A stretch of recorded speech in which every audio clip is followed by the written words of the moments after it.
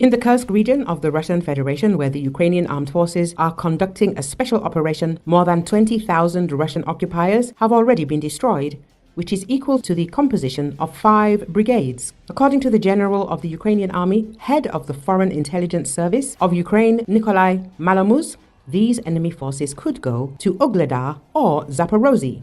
In his opinion, the situation in Kursk region should be considered dynamically. In particular, the strategic operation was launched when there was no large concentration of Russian troops there. Conscripts, representatives of the Russian Guard and the FSB, who are not combat units, were deployed there.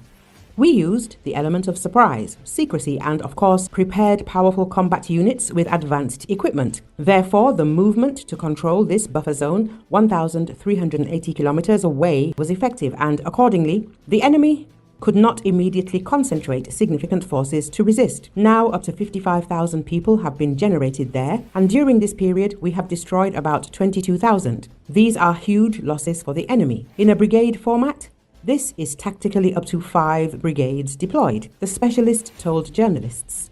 According to him, these forces could have long ago gone to Ugledar, Pokrovsk, Kurakhovo, and even Zaporizhia. Malomuzh added that the Ukrainian Armed Forces are waging a maneuver war in Kursk region. That is, the Ukrainian fighters are not faced with the task of holding positions and holding the initial 1,300 to 1,400 square kilometers at any cost.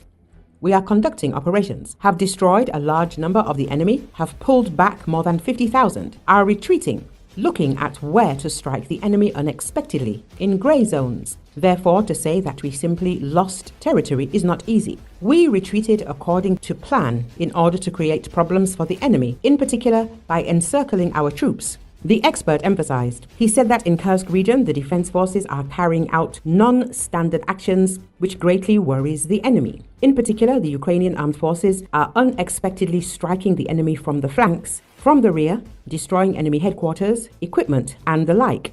Literally yesterday, the day before yesterday, our special forces carried out operations to destroy a large number of the enemy. These are not strategic offensive operations, but this is a war that exhausts the enemy, draws away his forces and resources, says Malomuzh. At the same time, according to him, a certain buffer zone is being created in Kursk region. Russian soldiers are being taken prisoner. All this creates preconditions for the negotiation process, but also undermines the prestige of the Kremlin dictator Vladimir Putin, who can do nothing. Malomuzh doubts that the enemy will be able to liberate Kushchina by January the 20th, 2025, as Putin wants. As of now, the entry of the North Korean military onto combat operations has also been unsuccessful. They entered the battle, but did not demonstrate high quality of combat operations. I think they will not show it, the expert believes.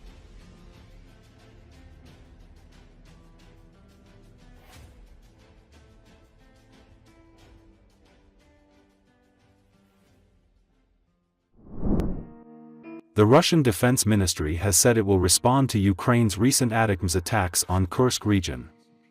In a statement made on Tuesday, the ministry said that over the past 3 days, the Ukrainian Armed Forces carried out 2 strikes with ATACMS on targets in Russia's border region of Kursk. One of these attacks was launched on November 23 with 5 US-supplied ATACMS operational tactical missiles near Lodarevka settlement, 37 kilometers northwest of Kursk, at the position of Russia's S-400 anti-aircraft missile division. 3 ATACMS missiles were destroyed by the crew of the Pantsir air defense missile system, the ministry stated. The radar station was damaged as a result of the strike, the ministry said, adding that there are casualties among the personnel. Another attack on Russia occurred on November 25 as Ukrainian troops launched 8 ATACMS operational tactical missiles at the Kursk-Vostochny airfield in Russia's Kalino settlement. According to the ministry, 7 missiles were shot by combat crews of the S-400 air defense system and the Pantsir air defense missile system. 1 reached the target. As a result of falling rocket fragments, 2 Russian servicemen were slightly injured and infrastructure facilities were slightly damaged. In its Telegram channel, the ministry also shared photos of what it described as fragments of the missiles fired at both Lodarevka and Kalino settlements. During the examination of the places that were attacked, it was reliably confirmed that the Ukrainian Armed Forces carried out attacks with American-made ATACMS operational tactical missiles, the ministry stated. Earlier, Ukrainian media confirmed that Kiev troops struck an S-400 air defense system in Kursk on November 23. According to these reports, 5 Russian officers, including a commander and chief of staff, were killed. According to Global Defense Report, Ukraine also struck Kursk with British Storm Shadow missile last week, killing 500 North Korean soldiers and Russian army general. However, this report has yet to be officially confirmed.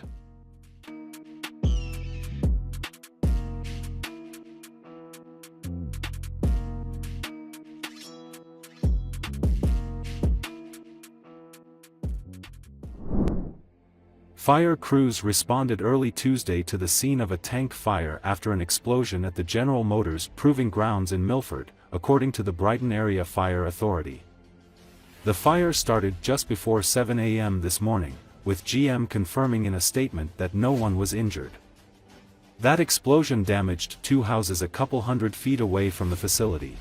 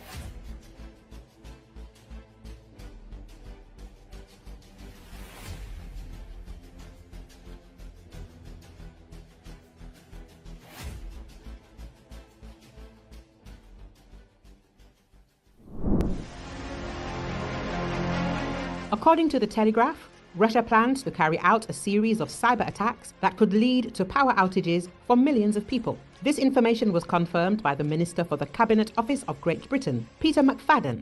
According to McFadden, Russia is demonstrating extreme aggression and recklessness in cyberspace and seeks to gain a strategic advantage and undermine countries that support Ukraine. President of Russia, Vladimir Putin, intends to carry out a destabilizing and exhausting cyber attack on Great Britain, which could cause serious damage to the economy and lead to power outages.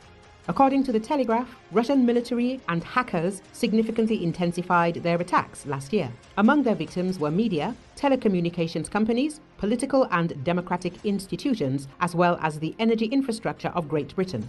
There are also anticipated hacker attacks on the United States from China. Chinese hackers have already targeted government organizations and politicians, intercepting phone calls and breaching email systems. Even the Parliament of Moldova has faced cyber attacks that are under investigation to prevent manipulation with compromised information.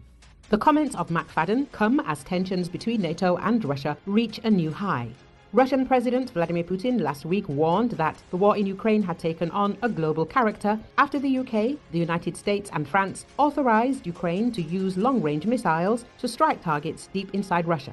That means Moscow is now ready to cause unprovoked attacks against our critical national infrastructure. McFadden will warn, including power grids, which can turn the lights off for millions of people. Russian state-aligned groups, including an unofficial army of cybercriminals and hacktivists, have stepped up their attacks in the past year, according to the senior minister. Those groups have taken responsibility for at least 9 separate cyber attacks against NATO countries in the past year alone. The UK and its Western partners are working hard to prevent the attacks, he is expected to say. Be in no doubt. The United Kingdom and others in this room are watching Russia. We know exactly what they are doing.